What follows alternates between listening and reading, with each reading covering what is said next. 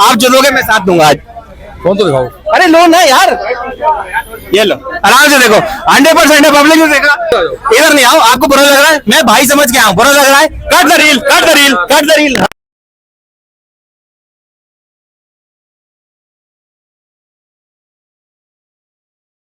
लगी हुई है 3 नवंबर 2013। ओके, एक उसमें बंदूक मेरी लाइसेंसधारी है, दूसरी बंदूक जो है that is an artificial dummy. And तो आपका क्या एक शुरू से सपना क्या था, मैं एक आर्टिस्ट बनूं या नहीं बनूं, या मैं एक हीरो बनूं? नहीं, मुझे ना एक रईस आदमी बनना था। रईस आदमी बनना था। अब वो रास्ता इनके साथ शब्द जो है वो बहुत छोटा है, जैसे कि एक अम्मा के सामने 15 की बात आ गई, वो 15 आप लोग अंबर और हम लोग शर्म करता। 16 की मैंने सेल निकाली थी आज सुबह आईफोन। सो गाइस, कैसे हैं आप सभी लोग? आज आनंद की बातें शो में आप सभी का फिर से स्वागत है। आज हमारे साथ आ चुके हैं पीयूष भैया। वैसे तो आप सभी को पता ही है कि ये कौन है, क्या है, कैसे काम करते हैं, बाकी फिर भी मैं बता देता हूँ। सबसे ज्यादा आईफोन जो आगरा, दिल्ली, पूरे एनसीआर में जो सेल किया जाता है वो भैया के आउटलेट से ही किया जाता है। और सबसे ज्यादा ऑनलाइन जो प्राइसेस में भी जो आईफोन मिलता है ना, उसको भी ये कुछ डिस्काउंट में अपने पास से सेल करते हैं। कैसे करते हैं, क्या करते हैं, वो हम पूरी वीडियो में सबसे एंड में बताएंगे। वीडियो को स्किप मत करिएगा। अगर वीडियो स्किप कर दी तो कुछ चीज इनके बारे में भूल जाओगे। तो भैया बताइए लोगों को कि क्या है पीयूष मल्होत्रा जो नाम है, एमएस जो मोबाइल शॉप है, ये सब क्या है? पीयूष मल्होत्रा कोई नाम नहीं है, एमएस मोबाइल शॉपी भी कोई नाम नहीं है। ये सिर्फ प्रेम है, जनता का प्यार है, जो एक छोटी सी दुकान को आज एक प्राइवेट लिमिटेड कंपनी में तब्दील कर दिया गया है। ये अकेले मेरे की मेहनत नहीं है, ये एक टीम वर्क है। टीम वर्क के साथ ऑडियंस का, जनता का प्यार है, जिन्होंने विश्वास जताया। और हमारी जो कर्म की जो श्रेणी थी वो ये थी कि कभी किसी के जताए गए विश्वास को, प्यार को हमने धोखे में तब्दील नहीं होने दिया। और निरंतर रूप से यही प्रयास किया कि जो कस्टमर्स हैं, जो फॉलोअर्स हैं, या जो भी अपनी एक फैमिली है, उसको एज एन फैमिली ही ट्रीट किया जाए, ना कि एज एन कस्टमर। तो आपकी जो आउटलेट, जो आपकी जो शॉप है, वो बताते हैं आगरा में और कहीं बाहर भी है, ये क्या है? हाँ जी हाँ, एक्चुअली पहले हमारा एक ही स्टोर था, आगरा शाह मार्केट। और उसके बाद जैसे मैंने बताया, ऑडियंस, जनता का प्यार, तो डिमांड आई के आउटर ऑफ द सिटीज़ में, उसमें हमने अपने सोशल मीडिया साइट पे चयन करवाया। तो सबसे ज़्यादा वोटिंग जो थी वो दिल्ली के लिए आई, दिल्ली एनसीआर। और हाँ, दिल्ली के लिए आई, दिल्ली एनसीआर में। फिर हमने रोहिणी में अपना एक सेकेंड आउटलेट ब्रांच खोली है, और बहुत जल्दी कुछ गुड न्यूज़ जल्दी ओपन करेंगे। अभी यहाँ पे कहते हैं कि don't tell your plannings, just show the results. तो जब परिणाम आ जाता है मैं तभी उसकी घोषणा जारी करता हूँ, पहले कुछ नहीं। तो थर्ड न्यूज़ में आपको गुड न्यूज़ ऑडियंस को बहुत जल्दी देने वाला। सही बात है। तो अभी आगरा में जो आपकी शॉप है शाह मार्केट में, उसको कितने साल हो गए? देखिए, मुझे मोबाइल ट्रेड में हो गए करीब 19 ईयर्स, 19 साल। 19 साल। और अगर शाह मार्केट की बात करें तो शाह मार्केट 2009 से मैं कंटिन्यूशन के अंदर हूँ। तो 15 साल हो चुके हैं। 15 साल कह सकते हैं। और दिल्ली वाले स्टोर को? दिल्ली वाले स्टोर को रिसेंटली अभी 8 से 9 महीने हुए हैं। तो अभी सेरेमनी, फर्स्ट ईयर सेरेमनी वो भी बन जाएगी धीरे। बिल्कुल, ईश्वर का आशीर्वाद रहा, जनता का साथ रहा, तो निश्चित रूप से। आपकी जो शाह मार्केट वाली जो शॉप है, उसके आगे आपने अपनी शॉप के आगे एक बैठक बनवा रखी है, वहाँ के बैठक बोल सकते हैं आप। मेरा मानना है कि कस्टमर लॉन्च, क्योंकि जगह का अभाव रहता है, और हमारा मानना है कि वहाँ पे कोई बाहर से थका हुआ आ रहा है या सफ़र करके आ रहा है, तो ऐसा नहीं है कि अगर स्टोर पे हमारे भीड़ लग रही है तो उनको खड़ा किया जाए, वेटिंग कराई जाए। बहुत सी जगह ऐसा मैंने चलन देखा है कि कस्टमर की या फॉलोअर की एक भीड़ लगा देनी, और ऐसा शो ऑफ करना कि वो वेटिंग लग रही है, वो लाइन लग रही है। तो मेरा मानना ऐसा है, अगर कोई आ रहा है, मेहमान ही है, कस्टमर नहीं मेहमान है, तो मेहमान को इज्जत जो है अफजाई दी जाए। तो कम से कम ज़्यादा कुछ नहीं कर सकते हैं, तो एक बैठने की व्यवस्था हमने बाहर करी। नहीं, लेकिन वहाँ के कुछ लोगों से मैंने सुना है कि वो ये कहते हैं कि इन्होंने मतलब दबंगई के साथ में वो जगह है, जबरदस्ती इन्होंने बैठक बना रखी है, क्योंकि वो एक पार्किंग एरिया है। ठीक है, मैं बिल्कुल बोलता हूँ। एक्चुअली जब आप बायलॉज खोलेंगे, नक्शा खोलेंगे सिटी प्लाजा का, तो वो जो बाकी जगह जहाँ पे गाड़ियाँ खड़ी हुई हैं, एक्चुअल में वो घिरी हुई है। वो घिरी हुई है, उसकी पर्ची काटी जाती है और उसका शुल्क लिया जाता है, और कस्टमर को उसका पे आउट करना होता है। इसका पूरा नक्शा मेरे पास है। सिटी प्लाजा का जब निर्माण हुआ था 2009 में, तो एक नक्शा देखा गया था कि वो एडीए से पास है कि नहीं है। तो जो जगह मैंने बनाई है, it is actual a garden, पूरा एंड तक ओपन टू स्काई। तो मैंने वहाँ पे पर्यावरण का जो है सौंदर्यकरण का मैंने उसके अंदर यूज पेड़ वगैरह तो लगे पेड़ हुए हैं लगाए काफी हैं, वहाँ मैंने पर। ग्रीनरी लगाई है, मैंने ऐसा नहीं है कि मैंने उसको बैठने के लिए ईंटों से दीवारों से चिन दिया हो और दुकान लगा दी हो और वहाँ पे अपना कोई बड़ी कचौड़ी तल रहा हो। तो वो एक सिटिंग अरेंजमेंट है। इनफैक्ट मैं कहूँगा अगर आप कहते हैं तो साइड से मेरे स्टोर से साइड से जितनी पट्टी जा रही है, यानी नगर निगम की एक नाली है वहाँ पे आगे, आप देखें हर उसमें पास में नाली होती है, तो नाली के पीछे वाला जो हिस्सा है इट इज़ अ गार्डन नक्शे में है, ओपन टू स्काई, जहाँ पे रेलिंग्स लगी हुई थी, जहाँ पे बिल्डर का एक वो था सपना कि यहाँ पे ग्रीनरी रहे और यहाँ पे सुंदरता लगे, फाउंटेन लगे। तो कुछ लोगों ने उसको घेरने की कोशिश की। ये कह सकते हैं कि गुंडों के लिए मेरी दबंगाई ऊपर बैठी और ईश्वर ने साथ दिया। तो कम से कम अपने हिस्से का, अपने हक का मैंने छीनने नहीं दिया और वहाँ अवैध पार्किंग के निर्माण को सफल नहीं होने दिया। अगर अपने हिस्से को, सफाई को, सौंदर्यकरण को, सुंदरता को, स्वच्छता को आप गुंडागर्दी का नाम देते हैं तो आपकी वजह नहीं, मैं तो अभी हाल ही में आपके जो सेकंड आउटलेट पे जेजे कम्युनिकेशन जो है, बाकी मेरा पर्सनल उनसे फेवर नहीं है, लेकिन मैं जो औरों के ब्लॉग्स में देख रहा हूँ और जो रील्स में देख रहा हूँ, वो स्टोरी क्या है? आप उनके आउटलेट पर खड़े हैं, थोड़ी सी झड़प भी दिखाई दे रही है, जनता परेशान है कि एक्चुअल में हुआ क्या है, क्या हुआ क्या था वो? अब मैं आपको क्या बताऊं क्या हुआ था। इसकी स्टोरी बहुत लंबी है एक्चुअली। आप आज का नहीं बल्कि मैं कहूँगा सदियों से, ज़मानों से आपने देखा होगा इंसान अपने दुख से दुखी नहीं है, पड़ोसी के सुख से दुखी है। और कभी कभी इंसान को ना वास्तविकता को स्वीकार करना चाहिए। यदि आपका कोई कंपटीटर है, यदि आपका बिजनेस ट्रेड का कोई बंदा है, वो राइज करता है, पब्लिक है, देखिए पब्लिक किसी को भी प्यार दे सकती है, सही बात है। उस पे बंधन नहीं है कि नहीं ये जो है मतलब सिर्फ मेरे ही हो गए। एक परिवार में एक बहन होती है जिसके 5 भाई होते हैं, तो बहन 5 को बराबर प्यार देती है। कई बार ऐसा होता है कि एक भाई होता है, 5 बहनें होती है, भाई 5 बहनों को बराबर प्यार देता है। तो पब्लिक के बीच में आके भेदभाव क्यों? 2 जन को बराबर भी तो पब्लिक प्यार दे सकती है। सही बात है। और मेरा मानना था कि मेरे को जो प्यार मिल रहा है वो पैसे का लालच दे करके नहीं। मैं अभी बाहर भीड़ खड़ी कर देता हूँ, आप मेरे को 15 मिनट का समय दीजिए, मैं बोल देता हूँ ये जितने लोग यहाँ से निकल रहे हैं मैं सबको 500-500 रुपए की घड़ी दूंगा या पैसे दूंगा, तो सब रुक जाएंगे। सब रुक जाएंगे। पर मुसीबत में, उन मोमेंट्स में जब आप परेशान हो, पब्लिक आपको प्यार देती है, that is called actual love. और यही कुछ ऐसा हुआ कि जब मैं वहाँ पहुँचा तो वहाँ कुछ भीड़ ऐसी थी जो गिफ्ट लेने के लिए आई थी। जेजे कम्युनिकेशन जो मनीष जैन जी, मैं नाम नहीं लूंगा किसी, कोई बात नहीं, आप लीजिए। तो उस मोमेंट पे कुछ भीड़ ऐसी थी जो पैसे के लालच में आई थी, गिफ्ट लेने के लालच में आई थी। पर अदर हैंड पे वो बंदा देखता है कि पब्लिक ने मेरे नाम की होर्डिंग की, नमस्ते की, हाय हेलो की, प्यार किया। आप जब वहाँ पहुँचे थे तो उनकी पब्लिक में से कुछ ही लोगों ने आपकी शूटिंग करी कि भैया जिंदाबाद या जो भी है। नहीं, भैया को जानते हो, भैया नमस्ते, भैया नमस्ते। वो प्यार था वो। और वो सिर्फ बातें नहीं है, मैं वीडियो आपको दिखा सकता हूँ। तो वहाँ पे कुछ चीज़ पहले आपको बुरी लगी, और ये सिलसिला अभी का नहीं है। जब मेरे स्टोर की ओपनिंग हुई थी तो मनीष को मैंने इनवाइट किया था। 8 महीने पहले आपकी एक वीडियो तरीके से आप पूरे तरीके से मतलब एक इज्जत के साथ में आप उनको इनवाइट करने उनके स्टोर में गए थे, वो आपके स्टोर पे आपके साथ इधर आ जाओ, अपने ऑफिस समझो। इतनी करीबी नजदीकियां होने के बाद में और फिर ऐसी बात होना तो बहुत ज्यादा अजीब सा लगता है। देखिए मेरे पास मैं इंस्टा आपको पहले तो इनविटेशन आपका पर्सनल आईडी। अच्छा, ये इनकी पर्सनल आईडी है, ठीक है। 4.7 मिलियन 4.7 मिलियन CEO, ठीक है, CEO ऑफ जेजे कम्युनिकेशन वगैरह वगैरह। मेरी किसी स्टोरी पे हार्ट आता है, हाँ, इस पे मैंने थंब का इंप्रेशन दिया। 15 जनवरी को हार्ट आया है, शेयर नंबर 1 सितंबर को आया है, ठीक है। ऑडियो इसमें शेयर नंबर बोला, 2 कॉल मिस्ड हुए, मैंने कहा सेम दैट ओल्ड वन, क्योंकि पहले बातचीत चल रही है हमारी। अच्छा, भेजो, फिर कॉल आता है, कॉल बैक। मैंने कहा अपना सेंड करना, आई विल गिव यू। सही बात है। ये उसने अपना नंबर सेंड किया और मैंने फिर कॉल दिया। अब इसका कहना क्या था कि मुझे कुछ डीलर्स कह रहे हैं कि आप मेरे स्टोर के बराबर वाला स्टोर ले रहे हो, मेरा किराया बढ़ाने का प्रेशर आ रहा है, आप ऐसा क्यों कर रहे हो, आप वहाँ पे आ रहे हो। नहीं तो उनके स्टोर से तो आपका स्टोर मैं समझता हूँ कि 150 इवन 100 से 150 मीटर तो दूर होगा। लेकिन उनको क्या मिथ हुआ, नहीं उनको नहीं, मैं माफी चाहूँगा, उसको क्या मिथ हुआ। हाँ। उसको मिथ ये हुआ कि ये जैसे ये जेजे कम्युनिकेशन है तो राइट ऑफ द एक शॉप खाली पड़ी हुई है। जो ये स्टोर जो मैंने अभी खोला है, ध्यान से मैं दोबारा एक्सप्लेन करूं, जो स्टोर मैंने अभी खोला है वो बाद में सौदा तय हुआ था। एक्चुअलिटी में जे कम्युनिकेशन के जस्ट साइड में एक शॉप है जिसका सौदा मेरे से 3 बार होके कैंसिल हुआ बिकॉज ऑफ हिम, कि वो नहीं चाहता था कि मैं आऊँ और कुछ जो भी उसकी सोच हो।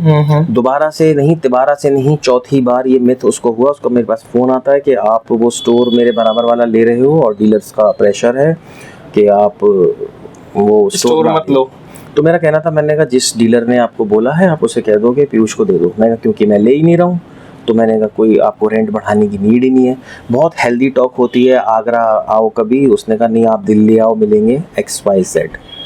हेल्दी टॉक नहीं, बीच में माल आने जाने का प्रावधान बहुत रहा, जिसकी ऑनलाइन ट्रांजेक्शन्स मैं दिखा सकता हूँ। मिनिमम 25 से 30 लाख रुपए का ट्रांजेक्शन हुआ होगा, रहता था जो ऑनलाइन हमारे स्टोर से उधर से इधर।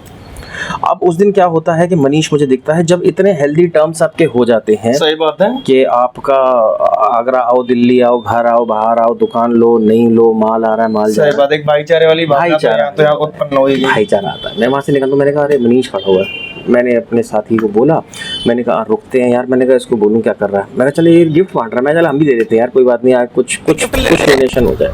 गिफ्टिंग हो रही है। मैं वहाँ पहुँचता हूँ तो मैं आया कहा, हाय हेलो, तुम लोग बहुत सवाल करते हो भाई गिफ्ट नहीं देता है, तो आपने देखा कि उनके आईडी फॉलो करनी है। नमस्कार, उसका स्टोर वहीं है, एक ही मेन रोड पे नमस्ते, खुश रहो।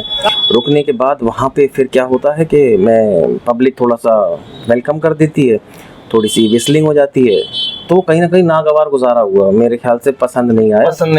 तो वहाँ पे बात हुई, मैंने फॉलो कर रखा है, इसमें दोस्ताना देखिए कि मेरे मैंने फॉलो कर रखा है, आप ले लीजिएगा। नमस्कार। मनीष की रिस्पेक्ट के लिए मैंने मनीष को फॉलो कर लिया था। अच्छा, हाँ, लेकिन अगर आप देखेंगे इधर, अगर आप मेरी प्रोफाइल खोलते हैं तो आई एम फॉलोइंग ओनली 3। हाँ 3 सही बात है। 3 में भी महाकाल बाबा, उज्जैन महाकाल, महाकाल पुजारी, सिर्फ 3, केवल 3 ही फॉलोइंग में, चौथा कोई भी नहीं। मैंने मनीष जैन को फॉलो किया सिर्फ पब्लिकली रिस्पेक्ट दिखाने के लिए कि I am also the follower of Manish Jain, ताकि मनीष की रिस्पेक्ट बढ़ जाए, क्योंकि हम तो यही चाहेंगे कि अगर ये हमारा भाई आगे बढ़ रहा है इस फील्ड में तो दिल से उसको नमन है, पैसे से, तन से, मन से, धन से, चाहे कैसे भी कर ले। फॉलोअर का बढ़ जाने का मतलब ये नहीं कि वो मुझसे उम्र में बढ़ जाएगा, मेरे लिए वो छोटा था, उम्र का तजुर्बा था। तो अब ऐसे आपके बहुत से भाई बंधु मेरे होंगे जो अच्छा क्रिकेट खेलना जानते हैं, उनका बड़ा भाई नहीं जानता, तो क्या बड़ा भाई मतलब ना कर लिए तो बड़े भाई की एक अलग वैल्यू होगी। तो मैं वहाँ पहुँचता हूँ और पहुँचने के बाद जब मेरी हाय हेलो होती है तो थोड़ी सी मुस्कुराहट मनीष के चेहरे पे भी थी, मेरे चेहरे पे भी, भाई ने फॉलो कर रखा है, मुझे भी गिफ्ट चाहिए। आपने कहा मनीष जैन को, मैंने कहा मेरी फॉलोअर हो तो मुझे गिफ्ट चाहिए। तो वहाँ पे पब्लिक अब क्या करती है कि हाँ गिफ्ट चाहिए, तब क्वेश्चन लाइनिंग शुरू होती है। मनीष क्या कहना, आप दिखाओ। मैं कहा मैं दिखा रहा हूँ, मैंने वीडियो में देखा था कि आपने दिखाया हुआ है। मैंने कहा देखो मैंने फॉलो कर रखा है। तो उसका कहना था कि अभी अभी फॉलो किया है। तो मैंने कहा यार अभी किसी के परिवार में 1 घंटे पहले कोई बच्चा पैदा होता है तो उसके खानदान का सदस्य नहीं हुआ वो, क्या उसको 50 साल का होना जरूरी है तब उसको खानदान का नाम मिलता है? या मैं अभी कोई अपराध कर दूंगा तो पुलिस मुझे पकड़ेगी नहीं कि अभी अभी किया है, कोई बात नहीं, 2-4 साल बीत जाने दो, करा तो है। तो मैंने जैसे पब्लिक से बोला, मेरा भाई अभी फॉलो किया, मानता हूँ सर, ये यस और नो। पब्लिक ने यस हाँ किया। इतने ही मनीष को बुरा लगता है। मनीष का मेरे से क्वेश्चन आता है कि आप यहाँ क्या कर रहे हैं? मैंने बुरा लग रहा है। मैंने कहा कट द रील। मैं भाई समझ के आया था, कट द रील। मेरा इधर ध्यान था और उसने पीछे से आकर के मेरे कैमरामैन से ऐसे करके फ़ोन छीना और मैं एकदम समझा नहीं। मैंने इधर मनीष का इस तरीके से मैंने शोल्डर किया और जैसे ही मुझे देखा कि फ़ोन इसके हाथ में है तो मैंने कहा रख ले, क्योंकि मैं कानून व्यवस्था नहीं तोड़ना चाहता था। मैं अभद्रता करता, मैं हाथापाई करता, मैं गाली गलौज करता, कोई भी कानून व्यवस्था बिगड़ती, पब्लिक में नेगेटिव इम्पैक्ट जाता। बहुत से लोग क्योंकि a person doesn't know who is following to you या to whom you inspire। तो मैं वहाँ से निकला और मैंने उसमें ज़्यादा कुछ ना करते हुए सीधा, आप वीडियोस देखिएगा, मैंने 112 मिलाया और पुलिस को सूचना देने में मैं व्यस्त हो गया, क्योंकि यहाँ पे शायद पता नहीं जब कभी ज़रूरत नहीं पड़ी, वहाँ पे कंप्यूटराइज जाता है कि आपातकालीन स्थिति के लिए 0 दबाएं 8 दबाएं। तो वो टाइम लगा, तो मेरा ध्यान वहाँ था। तो इतने में उसने अपनी पत्नी का उपयोग किया। रुचिका जिसमें वो ये कहते हुए दिखाई दे रही है कि मेरे कपड़े फाड़े हैं या मतलब फाड़ोगे इस तरीके का। आपके साथ एलिगेशंस भी बहुत सारे हैं। हाँ, एलिगेशंस भी काफी ये सारे सिर्फ इतना एलिगेशन नहीं था कि कपड़े फाड़े, किसी का कहना था कि पिस्टल लगा दी, किसी का कहना था कि जान से मारने की धमकी दे दी, XYZ। वो उसके जो भी जिसे कहते हैं पैसे लेके बोलने वाले चमचे। हाँ। पर जो एक्चुअल जेन्युइन जनता थी वो समझ गई थी, वो शांत थी। वरना आपका शहर, आपकी गली, आपका मोहल्ला, आपकी दुकान, आपका स्टाफ, सब कुछ आपका, वर्चस्व आपका, आप 3 करोड़ फॉलोअर पे, मैं सिर्फ 15 लाख फॉलोअर पे आपके मुकाबले, किसी ने एक्शन क्यों नहीं लिया? मुझे रोका क्यों नहीं? गलत होता देख तो पब्लिक तो मारती है। सही बात है, बिल्कुल मारती है। पब्लिक तो पकड़ती है, चाहे सामने कोई भी खड़ा हो। कोई पब्लिक से कोई नहीं बचा। Public is the most powerful constitution of our India. Public से बढ़ के कुछ नहीं है। सब कुछ पब्लिक निर्धारित, सरकारें पब्लिक से निर्धारित, सब कुछ पब्लिक से। मैं वहाँ खड़ा हो रहा हूँ, मैं आराम से अपनी गाड़ी में जा रहा हूँ, तो इसकी वाइफ को बरगलाया गया। वहीं इसने भेजा है, क्या भेजा मुझे नहीं पता। और उसने मेरे जो साथ में मेरे मित्र कह सकते हैं, मेरे PSO कह सकते हैं, आपके साथ में एक व्यक्ति थे। हाँ, तो ही सो नियर टू मी, तो उनको जाके तू मारेगा, तू मारेगा, तू मारेगा। तो उसका एक ही अल्फाज था, पीछे पीछे पीछे।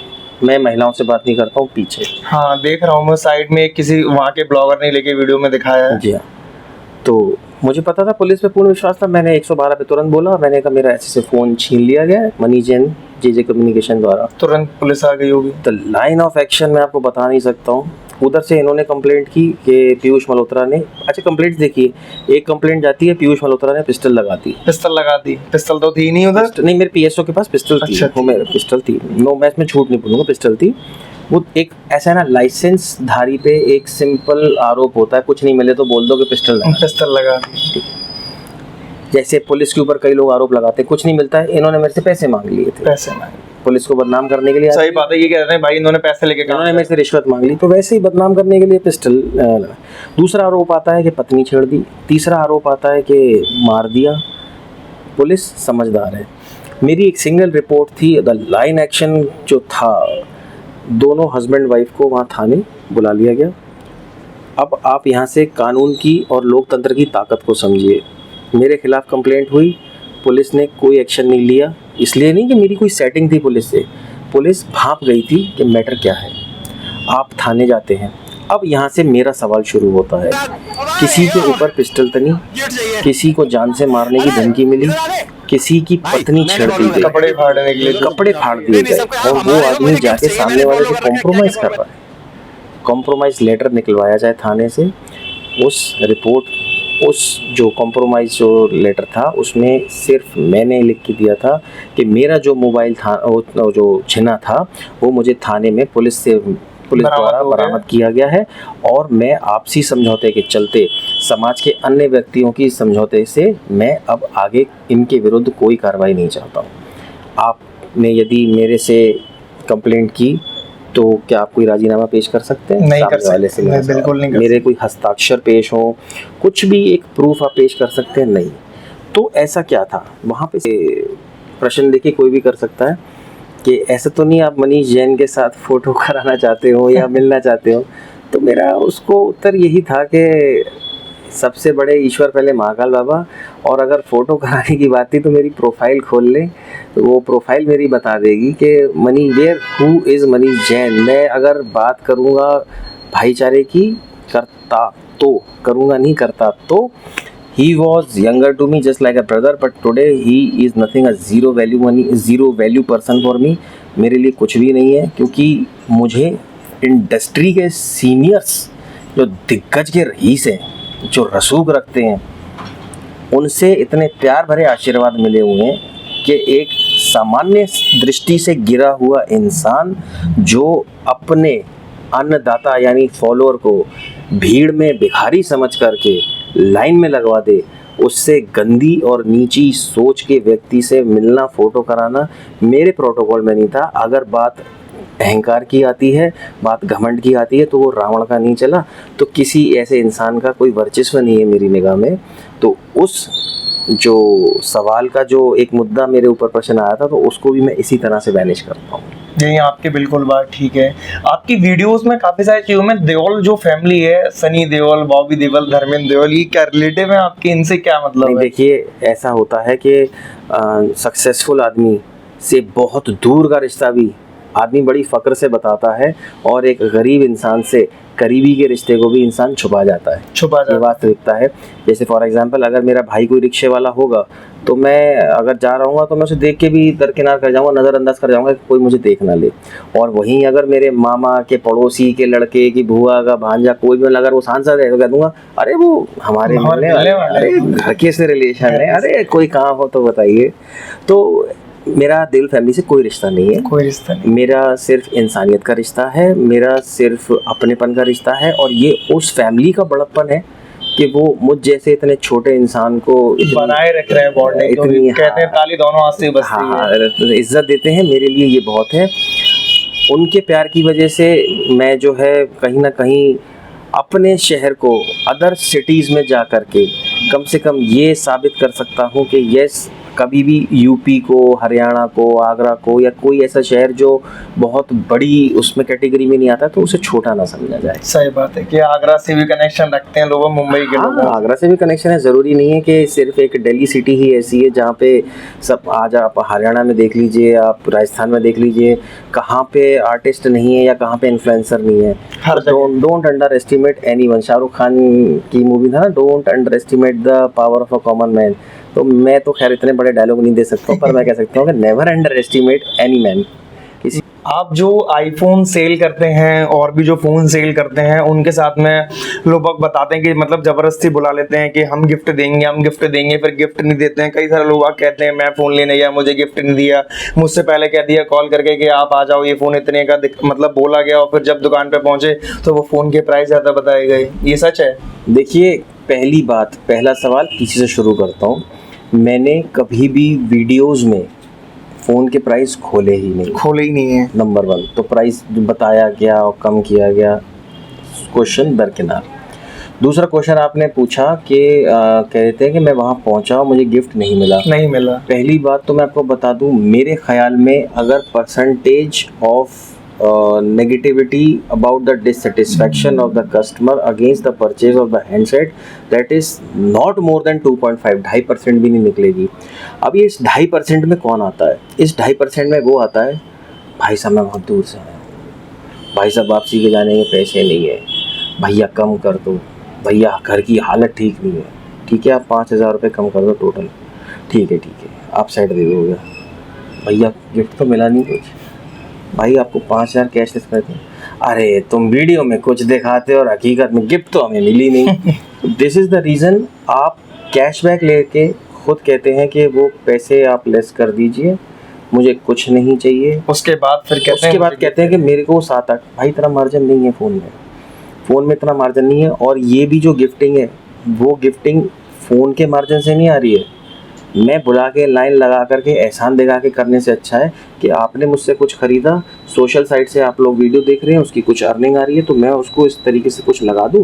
बाकी कुछ क्या होता है कि कुछ जो अपने प्रोडक्ट निर्माता हैं उनका एक एडवर्टीजमेंट हो जाता है, उनका एक कार्ड हमने साथ में लगा दिया कि ये प्रोडक्ट आपको यहाँ से आया है और यदि फ्यूचर में आप और लेना चाहते हैं तो इससे आप संपर्क कर सकते हैं। जैसे कि हमने नॉन स्टिक कुकवेयर हमने दिए, हमने मिक्सर ग्राइंडर दिया।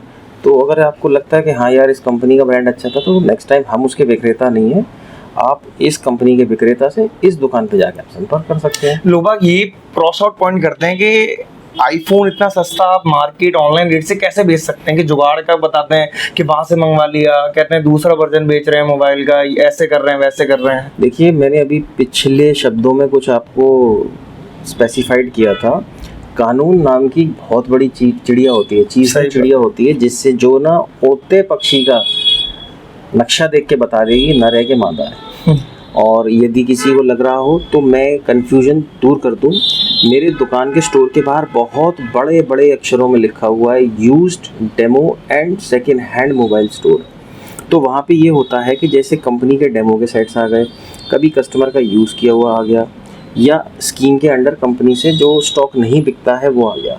फॉर एग्जांपल आज हमने 12 प्रो की स्कीम निकाली हुई है। अब 12 प्रो बच्चा भी बता देगा कि 4 साल पहले डिसकंटिन्यू हुआ था, 4-5 साल पहले। तो कंपनी के पास स्टॉक है, उन्होंने दिया, हमने खरीदा। अब बट नेचुरल है, लेटेस्ट के सामने आउटडेटेड मॉडल की वैल्यू बहुत नीचे गिर जाएगी। सस्ता मेरा एक कहीं ना कहीं माध्यम ये था कि जो बच्चा व्यक्ति न्यू कमर स्टूडेंट नहीं हैसियत है कि नहीं हिम्मत है या नहीं इन्वेस्ट करना चाहता है, वो 80,000 रुपये का 16 खरीदे, तो यार उसका शौक अगर 10-15 हज़ार रुपये में एक लोगो से कंप्लीट हो रहा है तो why should we do not. अगर हम इस लायक हैं, मैं नहीं कह रहा हूँ कि मैं कोई बहुत बड़ा धर्मात्मा हूँ कि मैं कमाता हूँ, but I earn, I give taxes, I pay the tax. मेरा सारा जो कह रहे हैं कि जुगाड़ से और जो भी आरोप लगाएं, तो गवर्नमेंट को टैक्स पे आउट हो रहा है, पूरा कंप्यूटराइज बिल जाता है, पूरा जीएसटी पेड बिल जाता है, और जो है ईच एंड एवरी स्टॉक की जो है इंफॉर्मेशन सरकार को है। उसमें एक भी सेट्स ऐसा नहीं मिलेगा, सेट जो हैंडसेट है एक भी ऐसा नहीं मिलेगा जिसका परचेज बिल, यानी कि हम जो कस्टमर परचेज करता है उसको हम बिल ना दें, ऐसा हो ही नहीं सकता है। और बात रही एलिगेशन की, तो बोले अगर आप गलत हो गए तो ईश्वर आपके साथ कुछ सही नहीं होने देंगे। जो कस्टमर्स आ रहे हैं, जो भीड़ आ रही है, आज भी आप अगर रिव्यू आप देखिएगा, मैं ईश्वर के आशीर्वाद का, जनता के साथ का दिल से धन्यवाद देता हूँ। तो वो क्यों? आईफोन दुनिया बेच रही है, हैंडसेट मोबाइल दुनिया बेच रही है, यहाँ पे ऐसा क्या है? कुछ नहीं है, यहाँ पे एक शुद्धता है, एक मन के विचार है कि किसी के साथ गलत नहीं हो जाए। हम जब प्रोडक्ट खरीद के लाते हैं और अन्य दुकानदार खरीद के लाते हैं, उसमें सिर्फ 2 फ़र्क होते हैं, और दोनों फ़र्क में मैं एक फ़र्क ब्रीफली एक्सप्लेन कर देता हूँ, दूसरा आप समझ जाएंगे। जब दुकानदार सेट खरीदता है तो वो ये सोच के खरीदता है, खरीदो इसमें 4 पैसे मिलेंगे, इसे बेच देना। और मैं जब सेट खरीदता हूँ, क्या मैं इसे चलाऊँगा? नहीं यार, ये नहीं सूट कर रहा, मैं ऐसे नहीं रखूँगा, भले 2 पैसे कम मिले। और इस बात को पब्लिसिटी नहीं, इस बात को रियलिटी समझिएगा। यही चीज़ मुझे आज 100 रुपये की कमाई से लेकर के कितने CR का हमारा टर्नओवर आज जा रहा है, वो गवर्नमेंट साइट से आप निकाल सकते हैं, तभी पहुँची है। क्योंकि मेरी लाइफ का फर्स्ट जो ट्रांजैक्शन था वो 100 रुपये घाटे से था। मैंने जो स्टार्टिंग की थी, मैंने सिर्फ 2 मोबाइल से की थी, नोकिया 1600 और नोकिया 3110। विंडोज फोन आते थे? विंडोज नहीं, वो कीपैड फोन आते थे, कीपैड वाले। मैं उस पुरानी बात बता रहा हूँ। और मैंने वो सेकेंड हैंड एक फ़ोन 1500 रुपये खरीदा था, एक फ़ोन वो मैंने 1600 रुपये खरीदा था। ये 2 सेट्स की मेरे पास सिर्फ इन्वेस्टमेंट थी, और 1 हफ्ता ना बिकने के बाद मेरे फेफड़े फूल गए थे। और मैंने वो बिकेंगे कैसे भाई, पैसे बिकेंगे? और मैंने वो सेट 200 रुपये, टोटल दोनों सेट 200 रुपये घाटे में बेच करके जो मेरे पास वो करीब 2900 रुपये आए थे, तो मुझे लगा था कि मैंने क्या किला हासिल किया, मैंने रकम खड़ी कर ली और yes I am the business. दबा हुआ पैसा निकाला वो ज़माने की आती। तो वो सब वो 2 सेट बेच करके वो मैं अब कभी नहीं करूँगा, नहीं पैसे। तो मैंने वो दौर देखा, वहाँ से आज हम यहाँ पे हैं। तो गलत नहीं करना है, इसलिए यहाँ पे हैं। आपको कारों का बहुत शौक है, कौन कौन सी कार है आपके पास? नहीं, मुझे कोई शौक नहीं है, ये तो बस ये है कि हाँ, पसंद करता हूँ कारों को। पसंद करता हूँ, कौन कौन? बहुत ज्यादा नहीं, बस कोई खास कार नहीं है, 2 कार। अरे मैं बताता हूँ, एक आपके पास फॉर्च्यूनर है जिसका 0009 नंबर है। हाँ, तो वो क्या मतलब आपने वास्तु शास्त्र के हिसाब से नंबर लिया है या वैसे ही मिल गया कंपनी से डायरेक्ट? नहीं, मैंने उसे खरीदा है।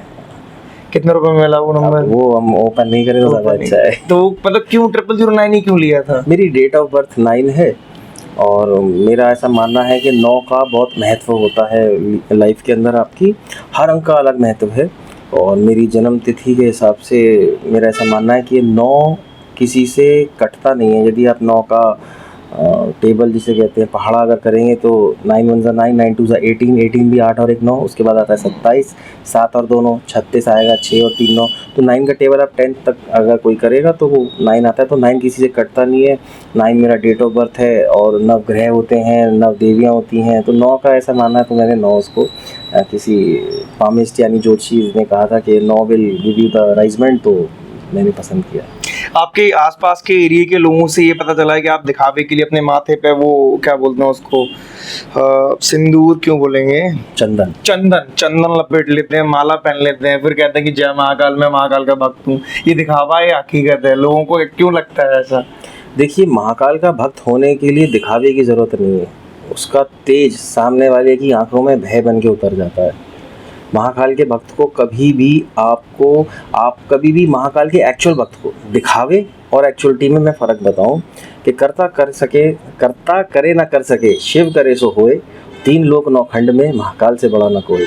महाकाल के भक्त को आप कभी भी किसी भी परिस्थिति में विफल, असफल, पराजित, परेशान, दुखी, मायूस, हताश नहीं पाएंगे। इसका सबसे बड़ा एग्जाम्पल था यदि JJ कम्युनिकेशन का प्रकरण, जहाँ पे 200 की भीड़, जिस बंदे ने बोला था 200 की भीड़ में मैं अकेला निकला। This is called the actual power of Mahakal. थाने पे बिना किसी अप्रोच के, बिना किसी फ़ोन के मेरी सुनवाई हुई। This is the call power of Mahakal. Shah market में 400 दुकानें हैं, लेकिन कौन दुकान क्या कर रही है ये दुनिया जानती है। This is called the power of Mahakal.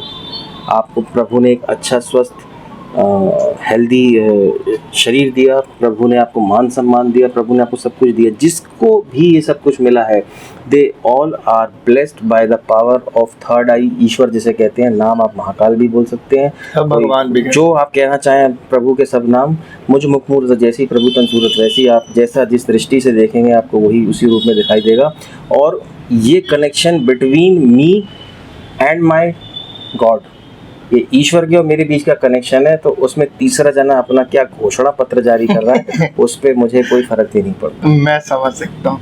लोगों को लगता है कि आप सोशल मीडिया पे दिखावा करते हैं, ये करते हैं, कभी गाड़ियाँ लेके जाते हैं, स्पीड से चलाते हैं, तो लोगों को सबसे पहली चीज स्ट्रगल किसी का दिखाई नहीं देता है। तो आप शुरू से ही पैसे वाले थे या मतलब अपने स्ट्रगल के साथ में धीरे धीरे आपके अंदर चेंजेस आते गए? कहते हैं विरासत में मिली हुई धन दौलत होती है, एक होती है जो खुद के दम पे और अपने साथियों के साथ, अपने फैमिलीज के साथ खड़ी हुई की हुई होती है।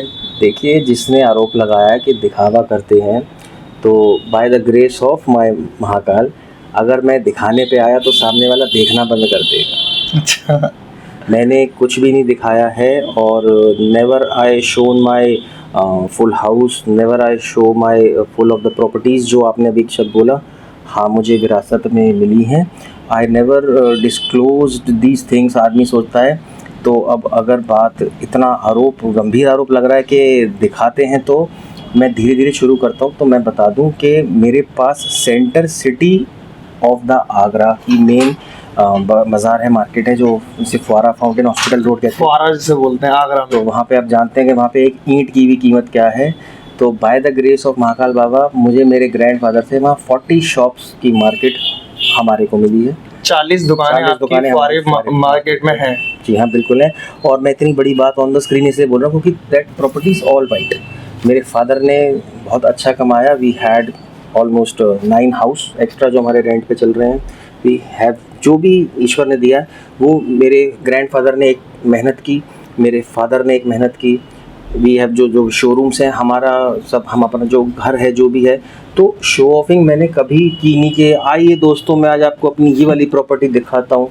मैं इनफैक्ट आप कहेंगे तो मैं पहले जिस तरह से रहता था, मैं बहुत सिंपल वे में आ गया हूँ, क्योंकि किसी को, किसी फॉलोअर को, किसी बच्चे को देख करके ऐसा लगे यार मतलब मेरे पास क्यों नहीं।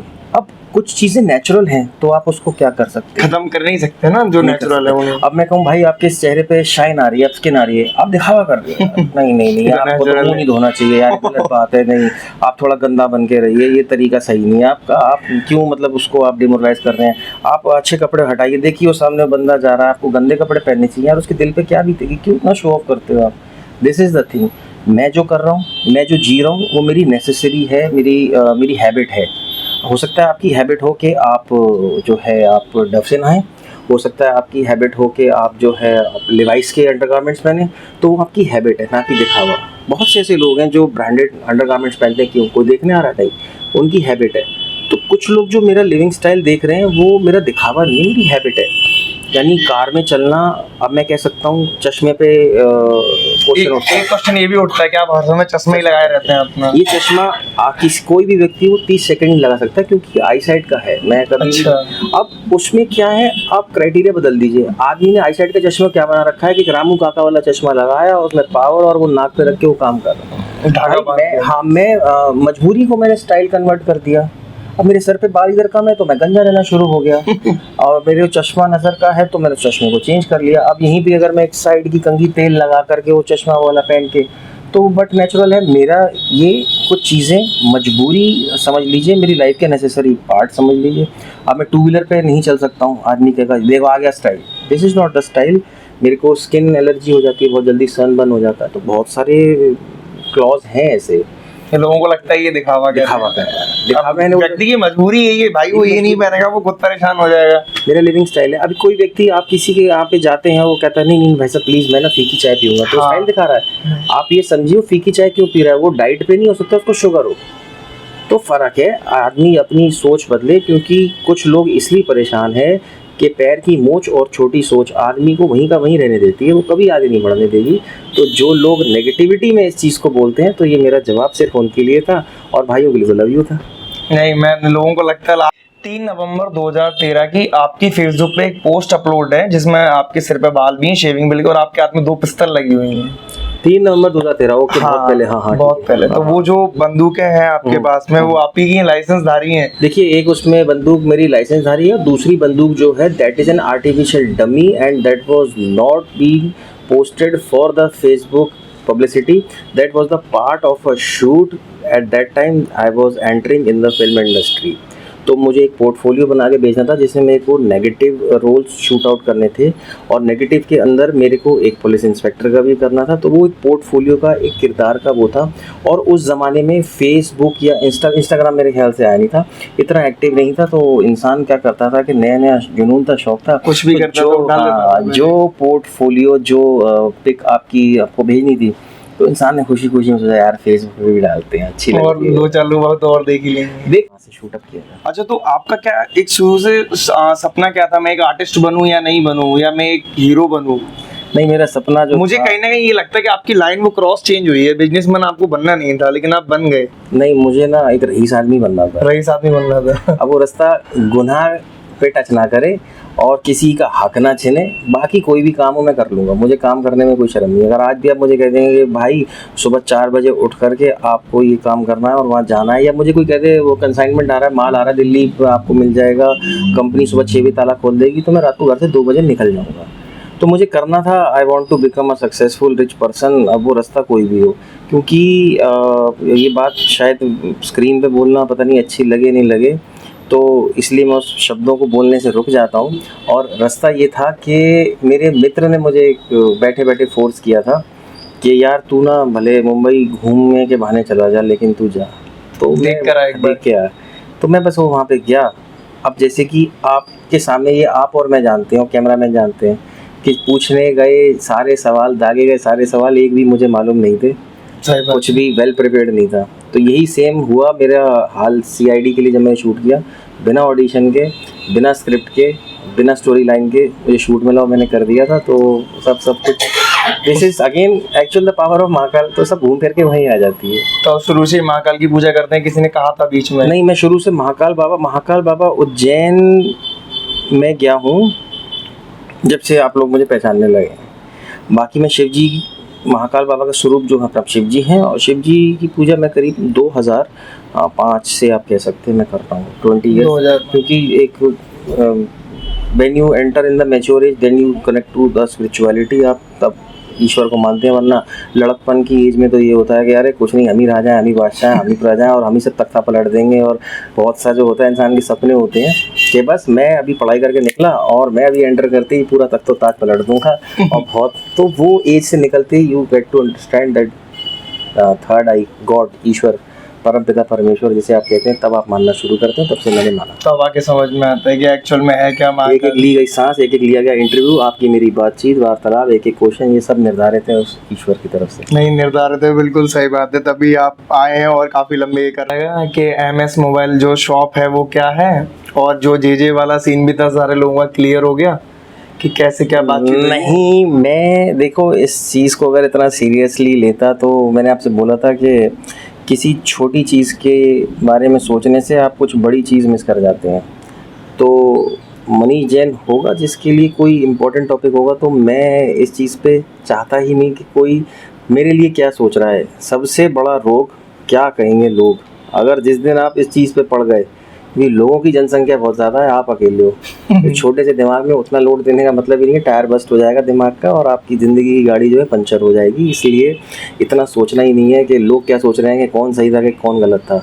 And of the life of the story you have to show the face to the god. अपने ईश्वर पे जा करके मिलना है। कोई भी इंसान किसी भी धर्म से हो, किसी भी समुदाय से हो, किसी भी जाति से हो, चाहे वो लकड़ी के ऊपर हो या ज़मीन के नीचे हो, ख़त्म होने के बाद उसको ऊपर जाना है, एक ईश्वर के सामने उसको अपनी शक्ल दिखानी है। उस पाथ पे आप ठीक हो, आप सच हो, तो नीचे वाला कोई कुछ भी कहता रहा, कोई फ़र्क पड़ता नहीं हो, मेरे ख्याल से पड़ना भी नहीं चाहिए।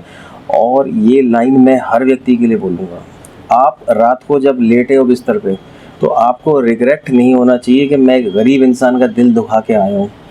उसका आपके नाम का आंसू ईश्वर के आगे नहीं निकलना चाहिए। बाकी दुनिया का सोचने का मतलब ही नहीं बनता है कि कौन क्या सोचे। तो आपके यूथ को क्या मतलब अपने अंदर चीज़ें हैं जो आपने अपनी पूरे एक मेच्योरिटी होने के बाद में अपनी लाइफ में जो चीज़ें आपने खुद से समझी हैं कि अब मुझे क्या करना चाहिए, मुझे ऐसे नहीं क्या करना चाहिए, मुझे वैसे करना चाहिए था, तो मैं ये कर लेता तो और अच्छा हो जाता, तो लोगों को क्या एक मैसेज मिलना चाहिए कि आप अपनी लाइफ में सक्सेसफुल कैसे हो सकते हैं? मेरे हिसाब से मैं अभी सक्सेसफुल नहीं हूँ। थोड़े से तो हैं, चुटकी भर आप पिंच आप पिंच हैं सक्सेसफुल, वो सिर्फ इसी बात से है कि कर्मा डिपेंड्स। आपके कर्म पर डिपेंड करेगा। आपके कर्म पे डिपेंड करेगा। आप किसी का मारने का मत सोचो। कुछ लोगों को मैं अपने मिलने वालों को भी ऐसा जानता हूँ जो मार के बड़ा खुश होते हैं, दूसरे का पैसा मार के। बेईमानी करके वो सुकून मिलता है उनको। मतलब जैसे मैं एक आध जने को जानता हूँ, मैं मित्र तो नहीं कहूँगा, मिलने वाला कहूँगा, वो समझ जाएगा, वो वीडियो में दिखेगा तो समझेगा। फ़ोन लेके जाता है आदमी मेरे से और आना जाना रहता है, 2-3 महीने बीतते हैं, उसे फ़ोन किया जाता है शर्मो-शर्मी, भाई वो पेमेंट रह गया था, एक 40-1,000 रुपये की रकम, कोई 4-5 करोड़ नहीं है, 40 लाख नहीं है, 4 लाख नहीं, 40,000 रुपये मैं दे तो गया था। अरे ठीक है भाई। तो कुछ लोगों को ऐसा जानता हूँ कि वो स्टिल आज भी ऐसे ही हैं। उनका सारा ध्यान केंद्रित पता है क्या कहता है, इससे कैसे छीन लूँ, उससे कैसे मिल जाए, वो चीज़ मेरे को आ जाए। अरे गुरु, वहाँ पे जो है एक प्रॉपर्टी है, उसका वारिस नहीं है, उस पर कब्जा करना है। अरे उसके पेपर बनवा देते हैं, वो फंस जाएगा। अरे उनके दिमाग में कभी नहीं आता है यार कुछ कमाऊँ, यार वो परेशान है, उसको देना है यार, या कुछ ऐसे लोगों की मदद करनी है, कमाई की तरफ ध्यान ही नहीं है। तो ऐसी सोच वालों से यूथ दूर रहे, क्योंकि ऐसे कुछ लोग अपने आसपास चेले लेके चलते हैं। वो 4-5 चेले फिर 10 चेले बनाते हैं, वो 10 चेले वही मैसेज 100 को देते हैं। ये जो भी वही, फिर क्या नाम लूँ, फ्री की चीज़ मिल जाना, ये एक उस ऐसी लत की तरह है, फ्री की चीज़ें हड़प लेना। पुरानी पिक्चरों में आपने देखा होगा, एक बेवकत की औलाद के कुछ गुंडे दिखाए जाते थे जो कॉलेज के किसी बच्चों को ड्रग्स चखा देते थे, और उसके बाद वो ड्रग्स अवेलेबल ना करा करके उससे भारी मात्रा में पैसे लेते, और उस पैसे के लिए वो लड़का क्राइम करता था। ये आज कहीं ना कहीं ये वही चेन है। तो प्लीज़ ऐसे बंदों से दूर रहिए जिनकी नीयत दूसरे के घर परिवार, दूसरे की कमाई, तड़पते रहते हैं दूसरे की कमाई देख करके, उसके एफर्ट्स नहीं देखते हैं। तो ऐसे लोगों से दूर रहें जिनकी नीयत में सिर्फ खसोट, लूटना, फ्री में हराम की एक आमदनी, घर पे बैठे रहें, यहाँ से वसूली आ जाए, यहाँ से किराया आ जाए, यहाँ से। तो ऐसे लोगों से बस दूर रहें। बिलीव इन कर्मा, किसी का दिल ना दुखे, बस इतना ध्यान रखना चाहिए। बाकी ईश्वर सब अच्छा करता चला जाएगा। आपसे मिलकर बहुत अच्छा लगा। बाकी एक नए एपिसोड में आपको फिर से इनवाइट करेंगे आपकी थर्ड वाले आउटलेट को ओपन होने के बाद में। तो गाइज मिलते हैं अपने एक नए एपिसोड में। जब तक वीडियो आपको कैसी लगी कमेंट में जाके जरूर बताइए। जब तक के लिए जय हिंद, जय भारत, जय माँ काल बाबा।